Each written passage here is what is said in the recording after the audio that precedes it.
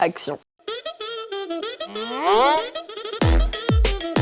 Dernièrement, de nombreux dépôts de plainte ou de procès autour des violences sexistes et sexuelles ont fait grand bruit. Par exemple, le footballeur Benjamin Mendy, l'acteur Gérard Depardieu, l'animateur Koé ou encore le youtubeur Norman Tavo. Alors, coupable ou pas coupable? Finalement, tout le monde a un avis sur ces questions et a le droit. On juge selon les informations à notre disposition et notre système de valeurs. Cela ne veut pas dire que cela a moins ou pas de légitimité, mais ce n'est pas un jugement judiciaire qui lui juge selon des grilles spécifiques et complexes. Mais du coup, comment ça se traduit au niveau judiciaire? Quel chemin fait la plainte avant de donner lieu à un procès et à son jugement? On vous explique.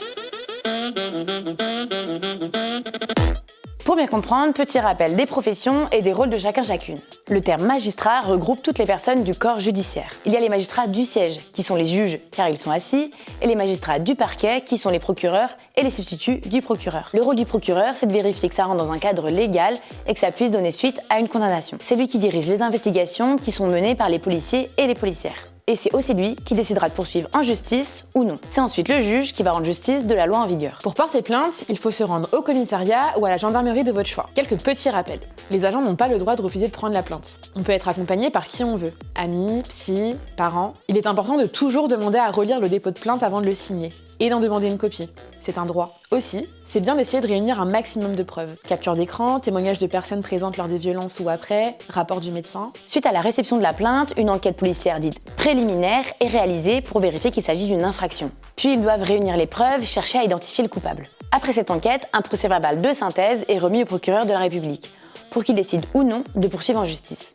Pour dire qu'une infraction est commise, il faut 3 choses. D'abord, l'élément matériel, c'est-à-dire que les faits ont été commis et dans le cas des VSS, que le contact sexuel est constaté. 2. L'élément légal, soit que la loi interdit ce comportement et qu'elle fixe une peine en cas de violation. 3. L'élément intentionnel, aussi appelé moral, c'est-à-dire que la personne mise en cause avait conscience des violences. Est-ce que la personne avait conscience que la personne en face allait refuser les actes qu'elle allait commettre? Suite à l'étude du dossier, le procureur a plusieurs options. Soit la personne suspectée est renvoyée devant le tribunal car il a assez d'éléments, et parfois même en comparution immédiate. Soit il saisit le juge d'instruction pour continuer les investigations, car il n'y a pas assez de preuves pour estimer qu'il y a eu VSS. Soit il considère qu'il n'y a pas assez d'éléments à charge, ou que l'infraction n'est pas assez caractérisée, ou que l'auteur n'est pas identifié. Dans ce cas-là, il peut décider de classer sans suite. Concernant les plaintes pour violences sexuelles, plus de 78% des affaires ont été classées sans suite en 2021. Car il est encore aujourd'hui très difficile d'avoir des preuves tangibles. Ce qui est important à retenir dans le classement sans suite, c'est qu'il n'équivaut pas à un jugement. Cela ne veut pas dire que les faits n'ont pas été commis ou que le ou la plaignante a menti, mais que les éléments juridiques que la loi française impose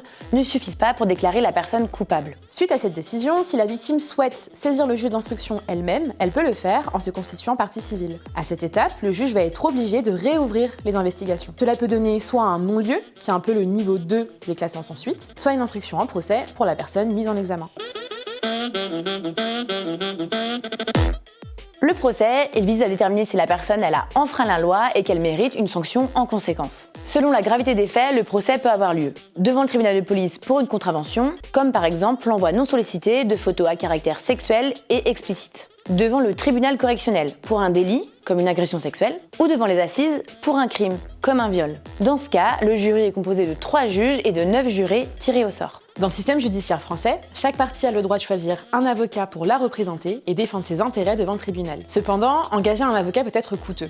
Les frais juridiques sont généralement à la charge de la partie qui les engage. Mais s'il y a condamnation, l'auteur devra alors rembourser les frais d'avocat à la personne victime. Dans certains cas, les frais juridiques peuvent être pris en charge par l'État.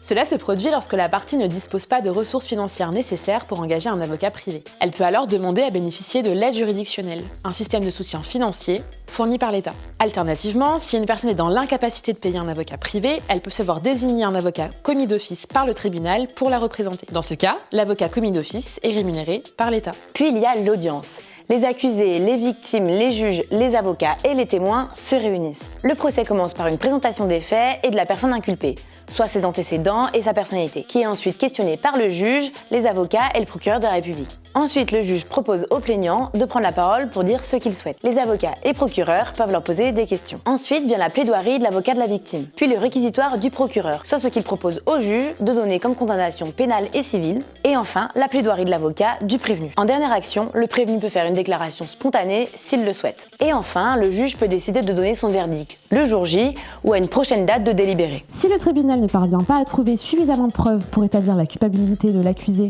dans le cas d'un crime ou du prévenu, dans le cas d'un délit, celui-ci est relaxé ou acquitté, c'est-à-dire qu'il est considéré comme innocent aux yeux de la loi. L'affaire est alors close et aucune sanction pénale n'est imposée. Dans le cas contraire, il est reconnu coupable et responsable de l'infraction dont il est accusé. Dans ce cas, le plaignant devient victime aux yeux de la loi et peut obtenir dommages et intérêts pour les préjudices commis. Si une des parties conteste la décision de justice, elle peut faire appel et demander le réexamen de l'affaire par une juridiction supérieure. Dans le système juridique français, le principe de base est que le consentement est présumé, sauf preuve du contraire. C'est-à-dire que le plaignant doit démontrer l'absence de consentement, en prouvant la présence d'éléments constitutifs de violence sexuelle, soit la contrainte, la violence, la menace ou la surprise. Si l'accusé affirme qu'il n'a pas préalablement vérifié le consentement, mais que l'autre partie n'a pas exprimé de refus clair ou de non-consentement, cela peut conduire à une relaxe ou à un acquittement, car il n'y a pas de preuve de l'absence de consentement.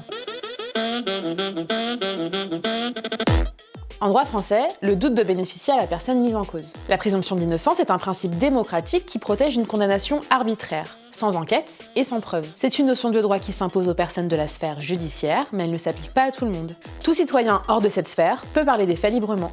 Malheureusement, cet outil est parfois détourné par les auteurs des faits, pour museler la parole publique autour des affaires les concernant. Et comme le verdict du procès pour diffamation tombe toujours avant celui sur les violences sexuelles, certaines personnes se servent de ce verdict pour clamer leur innocence. Cependant, si la personne prévenue ou accusée veut défendre l'idée qu'il s'agit d'une calomnie ou d'un mensonge, elle peut intenter un procès en diffamation. Dans ce cas, les personnes mises en cause devront y répondre devant le droit français s'il y a des poursuites. Ce qui est important à retenir, c'est que ce procès ne se préoccupe pas de savoir si les faits sont vrais ou faux. Il s'agit de voir si la réputation de la personne a été salie par les faits dénoncés.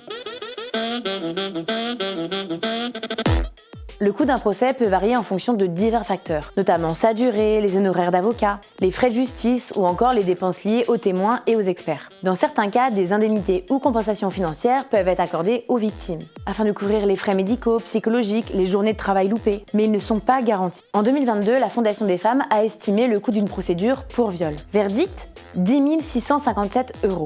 Alors non, porter plainte pour viol n'est généralement pas une action entreprise pour gagner de l'argent.